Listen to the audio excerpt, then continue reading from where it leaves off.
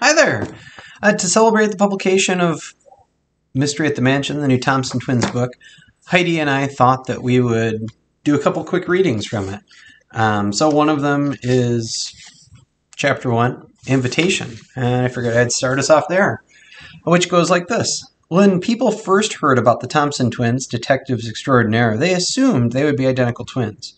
That is until they met Tony and Tina. Because Tony and Tina didn't have the same hair color, people would often ask, how are you even twins? Tina or Tony, depending on whose turn it was, would introduce themselves and explain the difference between identical twins and fraternal twins as quickly as they could. After all, they were there to solve a case, not to give a science lesson. They were usually asked to solve a mystery, to figure out who took what, or determine how something disappeared. This summer had been hot, and the Thompson family needed a break from the heat. Fortunately, they had been invited to a fundraising event at the Glensheen Mansion in Duluth. The Thompsons decided to go and turn it into a short vacation. Tony and Tina had driven through the Minnesota's North Shore before, but they had never visited the Glensheen Mansion. They were excited to attend a fancy party at the mansion, but they were not excited about being in their fancy clothes and stuck in the car for 3 hours. As Tony and Tina settled in for the long car ride, Tina pulled a couple issues of Captain America from her backpack, and Tony retrieved Treaty of Cordoba from his. Reading was their favorite way to pass the 3 or so hour drive up north. Don't get lost in a book, Dad said, eyeing them both in his rearview mirror. And try not to wrinkle your clothes, Mom added. Lots of natural beauty to see, Dad sighed happily. The twins nodded in agreement, looking out the window at the trees zipping by for a couple of miles, and then went back to reading. After an hour in the car, Tina had already finished her second comic, and Tony was deep in his book. How is it? Tina asked. Interesting, Tony said, without looking up. I always knew that Cinco de Mayo wasn't the real Mexican Independence Day, but I didn't know much more than that. Doesn't Mexico have a couple of Independence Days? Asked Tina. I think so, but I haven't finished my book yet. Tony looked out the window and then back at his sister. Honestly, I wish I had brought some comics. You want to swap? After another hour of driving, Mom ahemed from the front seat to get the twins' attention. Tina and Tony both looked up from their reading and looked out the window. They were driving along a high bluff and had a perfect view of Duluth, the harbor, the Great Lake, and even a lighthouse. Somehow that view takes my breath away every time I see it, said Mom.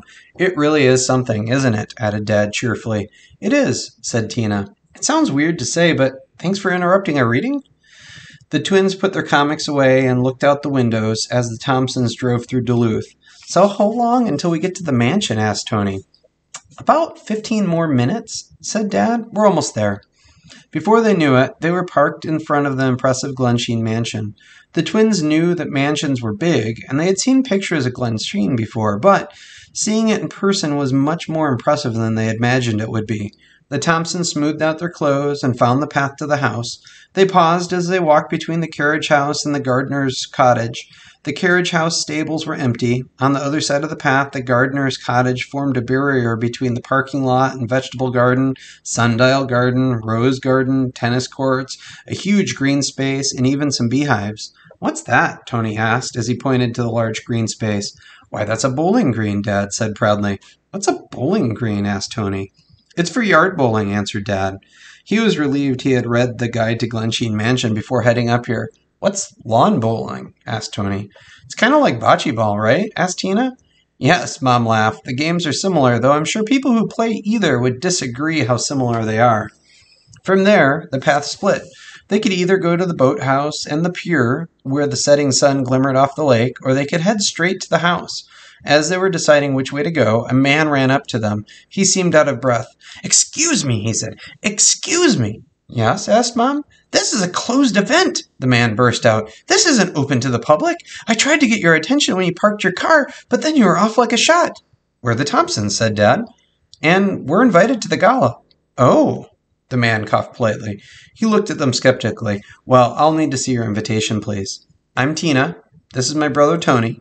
Tina tried to fill the silence while her mom dug around the handbag for the invitation. What's your name? Me? The man seemed surprised. Why, I'm Christopher Mullins. Here it is, Mom said, with the folded invitation and handed it to Christopher. I'm sorry to get rather huffy, Christopher said. He eyed the invitation but saw nothing out of order. But children aren't typically invited to this sort of thing. He paused and read the invitation. Well, I see exceptions have been made, and I'll say you are obviously dressed for a gala. My apologies. He bowed slightly and gestured grandly toward the main entrance. Welcome to Glensheen Mansion. Thank you, Tina and Tony both said at the same time. I hope you have a wonderful evening, and thank you for supporting Glensheen. Ignore the scaffolding. They're almost always doing some exterior renovations. It's too bad. They're running behind on this work. The mansion is so much more grand without that junk in the way. And from there, the mystery just kind of unfolds. Heidi will be doing a reading. I'll read another chapter later on. But hopefully that piques your interest. And we'd love to hear any comments or feedback that you have about the book.